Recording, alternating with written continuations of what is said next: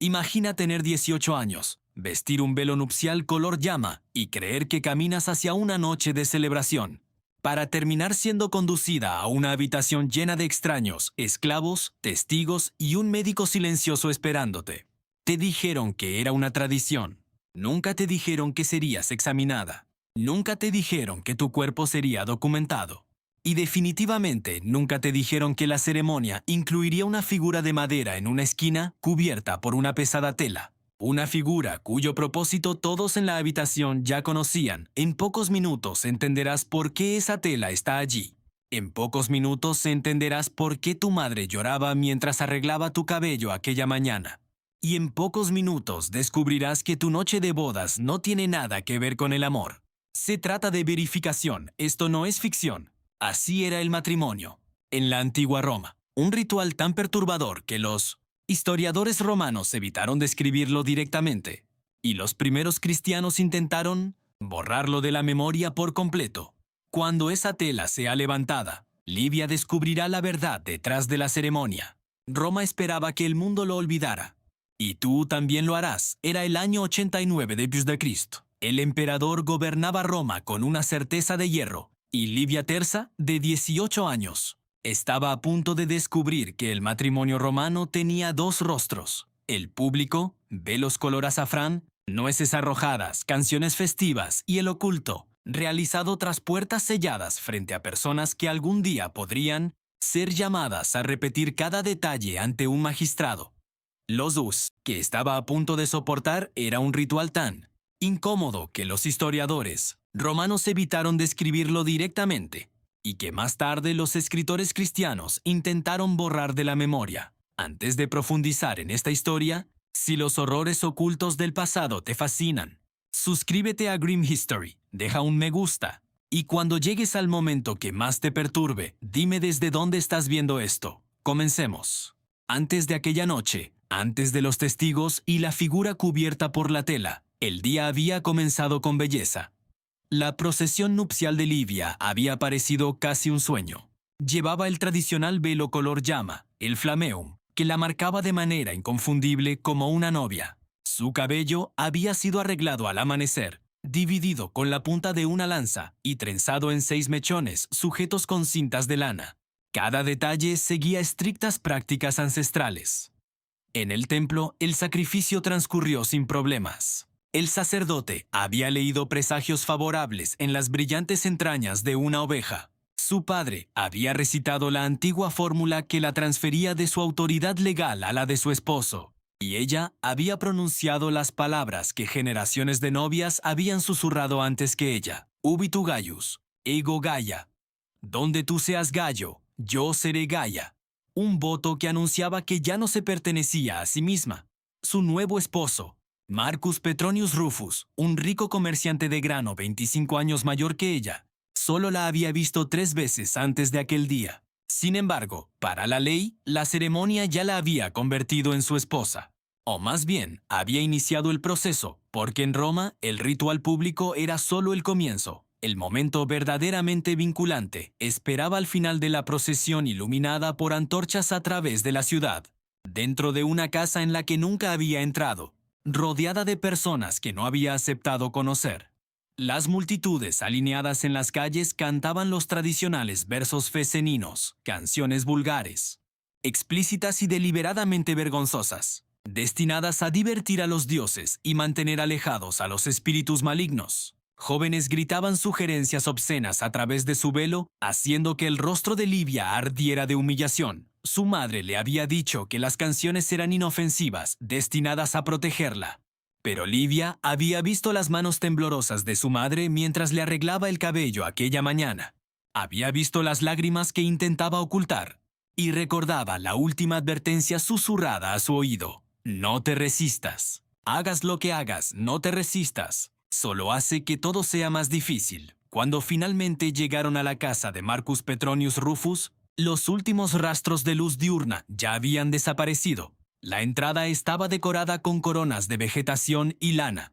2 antorchas encendidas marcaban el lugar donde el matrimonio sería consumado, según la ley ancestral. La multitud cantaba cada vez más fuerte. Alguien le lanzó nueces como bendición de fertilidad. Las cáscaras quedaron atrapadas entre los pliegues de su vestido y rasparon su piel. Se sentía más como una burla que como una bendición. Marcus esperaba en la entrada, y detrás de él, Livia pudo distinguir movimiento. Demasiadas siluetas. Mucha más gente de la que esperaba. La tradición exigía que el esposo levantara a la novia sobre el umbral para evitar el mal presagio de tropezar. Pero el gesto era más antiguo que eso. Recordaba una época en la que las novias no entraban voluntariamente en las casas de sus esposos, cuando la puerta se cerró detrás de ella.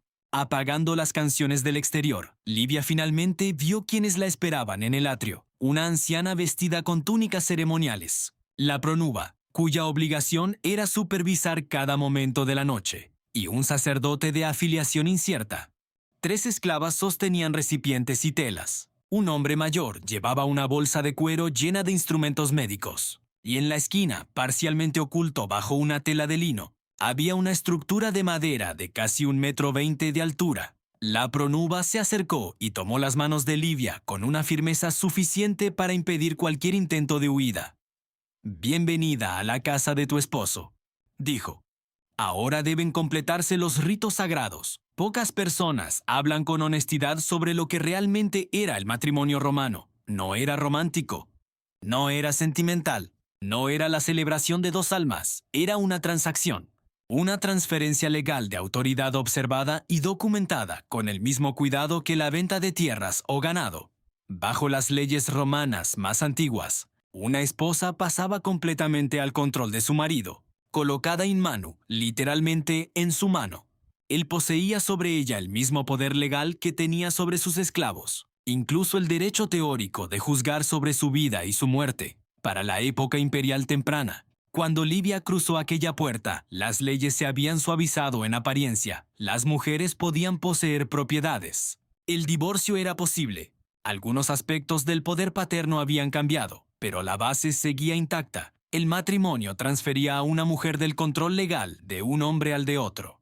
Y como toda gran transferencia en Roma, esta también requería confirmación. Piensa en cómo los romanos manejaban la venta de tierras. Los testigos observaban.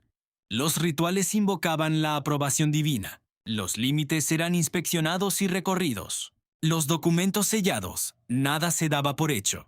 Todo debía verificarse. Los romanos aplicaron la misma lógica al matrimonio. Con un giro sombrío, la propiedad transferida era un cuerpo humano, y la capacidad de ese cuerpo para producir herederos legítimos era el verdadero bien que se estaba adquiriendo.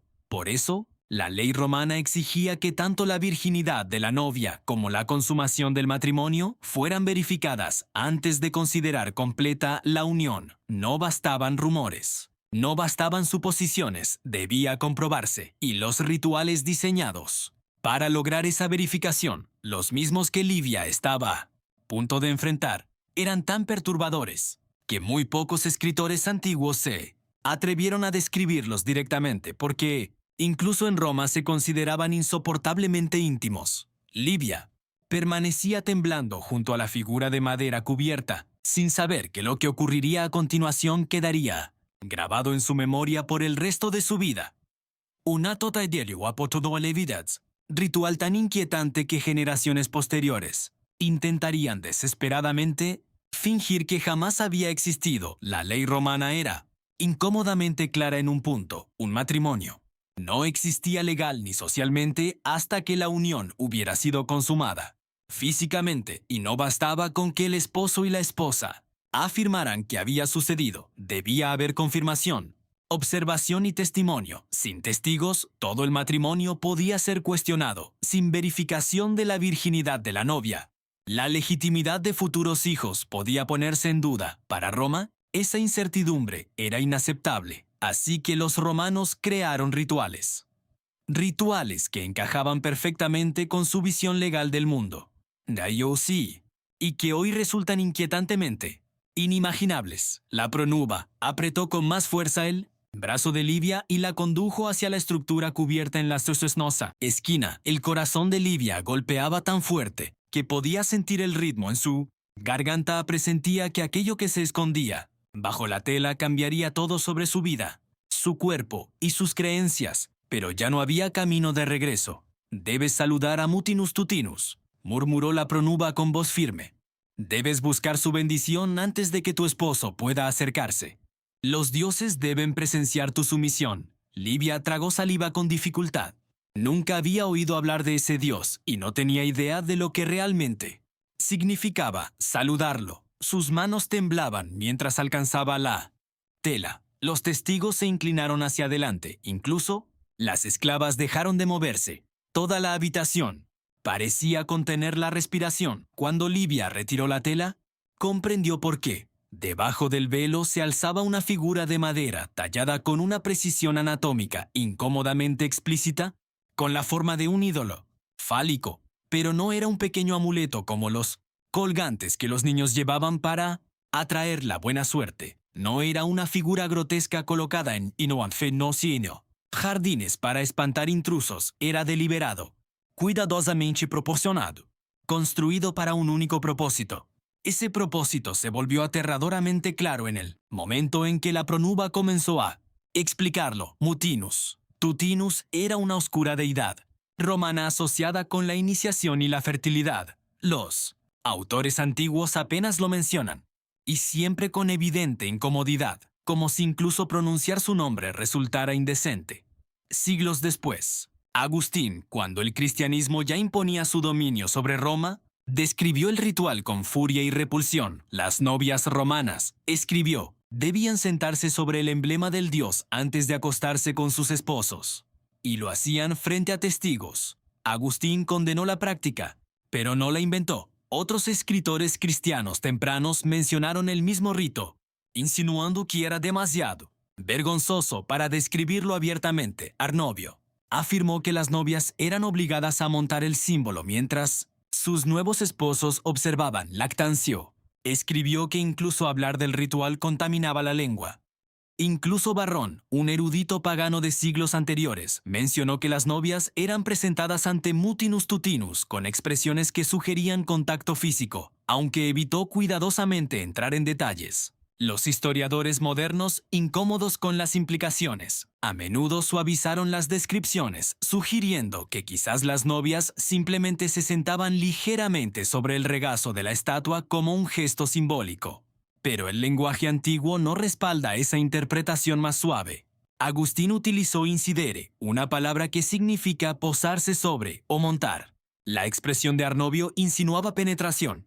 Lactancio, por su parte, se negó siquiera a describir los detalles, algo poco probable si el acto hubiera sido un simple contacto simbólico. La explicación oficial, por supuesto, era la fertilidad, pero el propósito no expresado quizá era otro: quebrar la resistencia, demostrar sumisión ante testigos, preparar a una novia virgen para lo que la ley exigía después. Livia permanecía inmóvil frente al dios de madera mientras la luz temblorosa de las lámparas proyectaba su grotesca silueta sobre la pared. La pronuba se colocó detrás de ella, corrigiendo su postura, acomodando su cuerpo, guiándola sin la menor delicadeza. Los testigos observaban en absoluto silencio. Su esposo observaba. El médico esperaba detrás de ellos, con las manos entrelazadas, preparado para lo que vendría después. Y en ese instante, Livia finalmente comprendió el significado de la advertencia temblorosa de su madre. Las canciones obscenas en las calles, el secreto, el miedo. Comprendió lo que realmente exigiría ser una esposa romana. Técnicamente podía negarse, pero negarse significaba que el contrato matrimonial se derrumbaría. Regresaría a la casa de su padre no como una novia honorable, sino como una mujer rechazada, dañada, intocable, imposible de casar. Deshonraría a su familia. Se convertiría en motivo de murmullos vergonzosos alrededor de las mesas durante las cenas. La vida que conocía terminaría, así que no se negó. Cuando el ritual terminó, las esclavas se acercaron con agua tibia perfumada. La lavaron cuidadosamente mientras murmuraban oraciones destinadas a purificarla después de su contacto con el dios. Pero aquella limpieza tenía un segundo propósito, uno mucho más práctico: prepararla para el examen. El médico, que había observado en silencio, finalmente dio un paso adelante y Livia sintió que el estómago se le hundía. Esta parte tampoco era opcional. En matrimonios relacionados con riqueza, linaje o posición política, las novias romanas eran sometidas a una verificación médica antes de la ceremonia. Una partera o un médico documentaban la virginidad de la novia. Los registros de ese examen podían decidir más tarde disputas sobre herencia o legitimidad. Los textos conservados por escritores médicos romanos, crueles en su precisión, no dejan dudas sobre lo que implicaban aquellos procedimientos. El primer examen, realizado anteriormente, había establecido el punto de partida. Declaraba a Livia intacta, un bien sin alterar, tal como lo veía la ley romana. Ahora llegaba el segundo examen. Este verificaba que el ritual con mutinus tutinus hubiera sido realizado, que los signos físicos coincidieran con la documentación previa y que ella estuviera, según la lógica romana, preparada. Todo ocurría frente a los testigos. Sus declaraciones podrían ser exigidas más tarde ante un tribunal si el matrimonio llegaba a ser cuestionado. Y ni una sola persona en aquella habitación parecía sentir la menor incomodidad por lo que le estaban haciendo. Los lectores modernos reaccionan con horror ante estas descripciones. Lo que para nosotros resulta invasivo, humillante y traumático, para los romanos era simplemente un procedimiento legal. La comodidad de la novia no formaba parte de la ecuación. Sus emociones eran tan irrelevantes como los sentimientos de un campo inspeccionado antes de ser vendido. La propiedad no tenía sentimientos. La propiedad se transfería, y los procedimientos debían cumplirse. Cuando finalmente terminó el examen, la prónuba condujo a Livia hacia la habitación preparada para la consumación del matrimonio. El cuarto estaba dispuesto exactamente como exigía la tradición. La cama había sido colocada de forma que pudiera verse fácilmente desde la entrada, porque esa puerta, por costumbre, permanecería abierta durante toda la noche. Las lámparas de aceite ardían con estabilidad, proporcionando suficiente luz para que la prónuba pudiera observar sin interrupciones. Las esclavas aguardaban cerca para asistir después. Cada detalle de la habitación parecía montado, organizado, preparado para un ritual del que Livia no podía escapar. Marcus finalmente entró. Se detuvo en la entrada, miró brevemente hacia la prónuba que observaba y luego avanzó hacia la cama. Su rostro mostraba algo que Livia no esperaba. No confianza, no deseo, sino incomodidad. Como si incluso él entendiera que aquello no era un acto de intimidad. Era un acto de verificación, y la noche apenas comenzaba. Marcus vaciló en el umbral, y solo eso ya sorprendió a Livia. Ella esperaba a un hombre seguro, dominante, alguien que supiera exactamente lo que aquella noche exigía. En cambio, él miró rápidamente hacia la prónuba, como si buscara aprobación o permiso. Un leve rubor de vergüenza cruzó su rostro antes de acercarse a la cama. La prónuba levantó el mentón y habló con una voz formal, cargada de autoridad ritual. La novia está preparada. Los dioses han presenciado su sumisión. Que la unión sea completada según las costumbres de nuestros antepasados. Que los presentes den testimonio del acto. Que no quede ninguna duda de que esta mujer se ha convertido en esposa. El tono de la prónuba no dejaba espacio para vacilaciones. Lo que siguió ocurrió lentamente, hora tras hora, bajo la mirada implacable de quienes habían sido asignados para observar. La prónuba permanecía vigilando desde la entrada, interviniendo solo cuando la tradición exigía instrucciones. A veces corregía la postura de Livia, a veces ajustaba los movimientos de Marcus. Se aseguraba de que cada parte de la consumación coincidiera con las expectativas legales. La puerta permanecía abierta. La luz de las lámparas se derramaba hacia el pasillo. Cualquiera dentro de la casa podía escuchar los movimientos, las voces, las órdenes rituales. Cada sonido formaba parte de la documentación, parte de la evidencia. Nada de aquella noche era privado. Nada estaba destinado a serlo. Para Livia, las sábanas podían haber sido pergamino y su cuerpo la tinta que Roma exigía para finalizar el contrato. Todo lo que ocurría era una forma de verificación. El último paso necesario para que la transferencia de autoridad fuera imposible de cuestionar.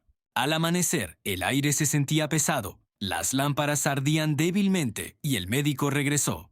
Entró con la misma frialdad clínica que había mostrado antes. Su tarea era simple: confirmar que la consumación había ocurrido y que Livia ahora mostraba las señales físicas esperadas de una mujer que había pasado de virgen a esposa. El examen fue registrado. La prónuba entregó su testimonio jurado. Los testigos asintieron en señal de confirmación. La transformación legal estaba completa. Livia Tersa, apenas de 18 años, era ahora oficialmente una esposa romana. Su papel, Su identidad y su futuro habían sido remodelados en una sola noche. Durante la década siguiente tendría hijos. Supervisaría la casa de su esposo, organizaría banquetes, administraría esclavos, cumpliría deberes religiosos y mantendría la compostura esperada de una matrona romana. Para el mundo exterior parecería digna, capaz y respetable. Pero jamás hablaría con nadie sobre su noche de bodas, ni siquiera con sus propias hijas. No existían palabras para describirla, y en realidad tampoco había escuchado nunca a otra mujer hablar de la suya. El silencio de Livia no era extraño, era universal. Las mujeres de su mundo no registraban estas experiencias. Los hombres tampoco las describían en detalle personal. Los rituales estaban tan profundamente integrados en la estructura de la vida matrimonial que describirlos habría parecido innecesario, como explicar la luz del día o la respiración. Todos lo sabían, y aún así, nadie hablaba de ello.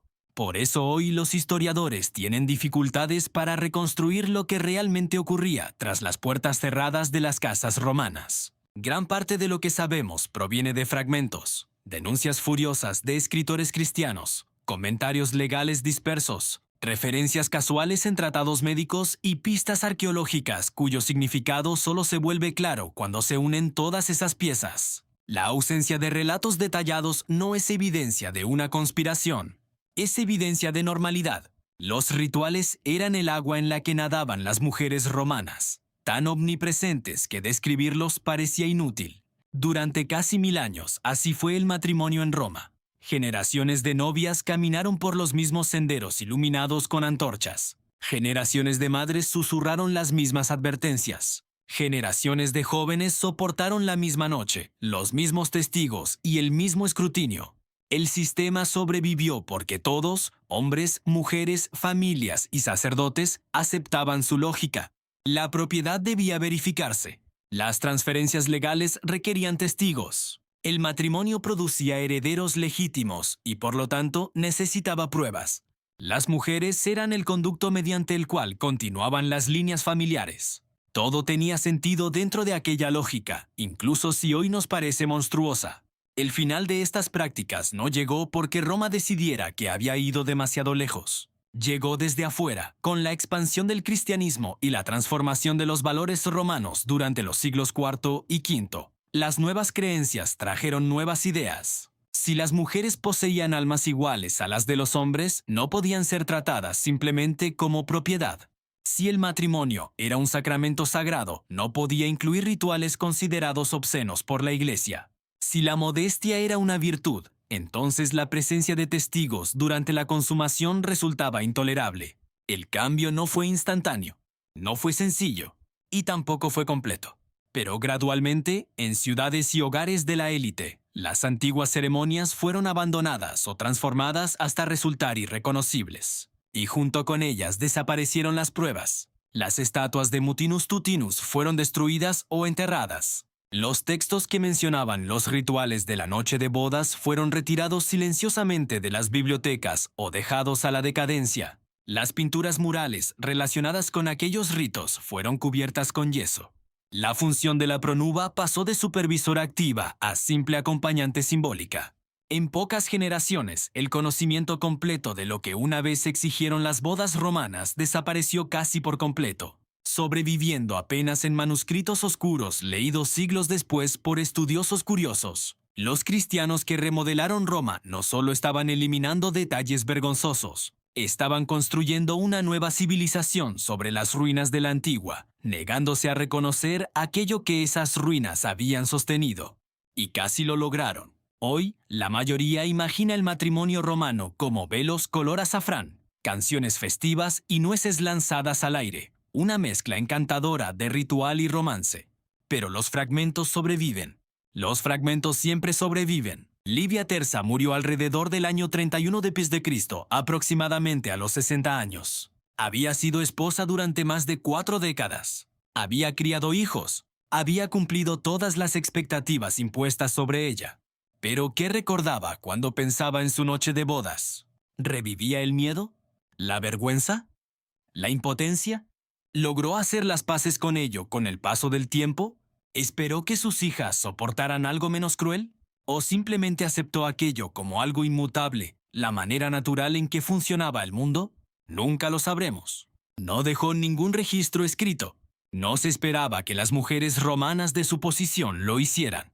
El silencio que rodea estos rituales proviene de mujeres cuyas experiencias nunca fueron consideradas lo bastante importantes como para ser preservadas. Sus cuerpos eran fundamentales para el sistema legal, sus pensamientos irrelevantes para las historias escritas por hombres. Sabemos lo que les hicieron, rara vez sabemos lo que sintieron, pero sabemos lo suficiente para entender por qué generaciones enteras intentaron borrar este aspecto de la vida romana.